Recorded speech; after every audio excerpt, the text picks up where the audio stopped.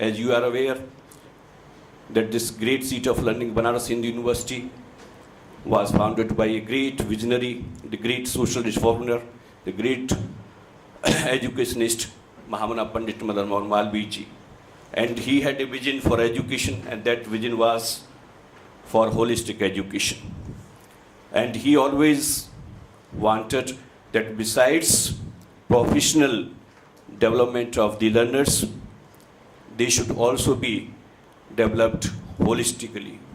And that holistic development of personality included physical development, mental development, intellectual development, psychological development, and also spiritual development.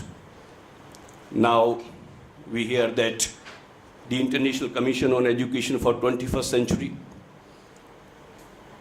the report of that commission which came in 1996, the Deloitte's Commission, talks about 4 pillars of education on which education throughout life is based. It talks about learning to know. It talks about learning to do, which is primarily the vocational education or the professional education or the skill development.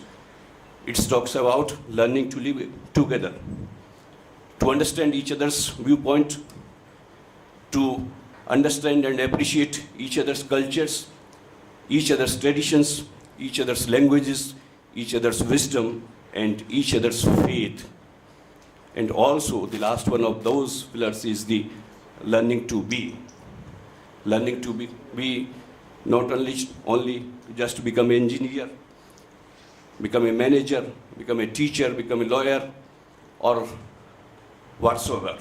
But at the same time, learning to be means learning to become a good human being. And that happens to be the vision of our great founder, Madan Mohan Malviya. And therefore, from the very beginning, he emphasized on the spiritual development of the personality of the learners. And therefore, there is no surprise that BHU has an unique center, that is Malviya Mulya Anushilan Kendra.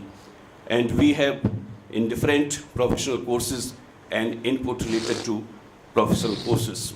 Recently, we have developed a value promotion policy of BHU, through which we are trying inculcation of various human values and professional ethics, not only in learners, but how to inculcate and integrate various virtues, various ethics, including work ethics, in the university administration, in the governance, the whole teaching learning process which is there in the university. And these are few things which we are trying to have them in our university.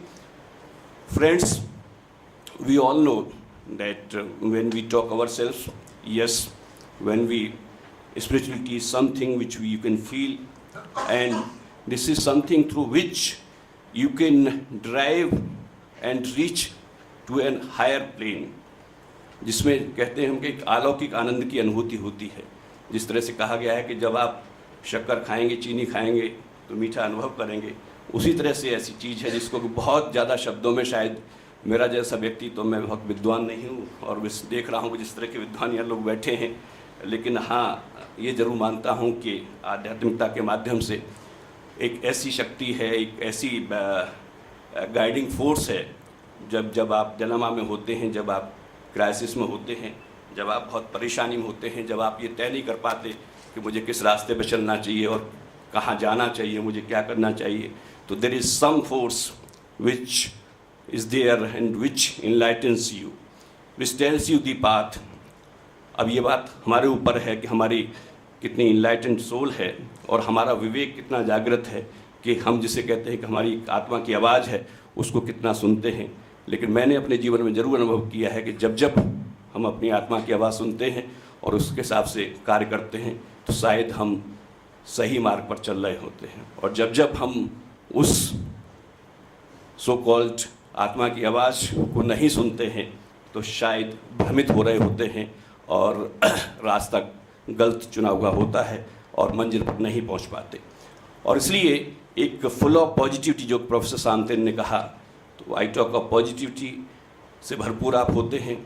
और दूसरी चीज़ एक जो मानता हूँ मैं कि spirituality में एक बहुत बड़ा रोल है, वो है हमारी यूनिवर्सल वैल्यूज़ का, जो कि सभी धर्मों का मैं मानता हूँ कि सार भी है, क्योंकि हम सब जानते हैं सभी धर्मों का सार ये भी है कि एक अच्छा इंसान होना चाहिए, बनना चाहिए उनके माध्यम से।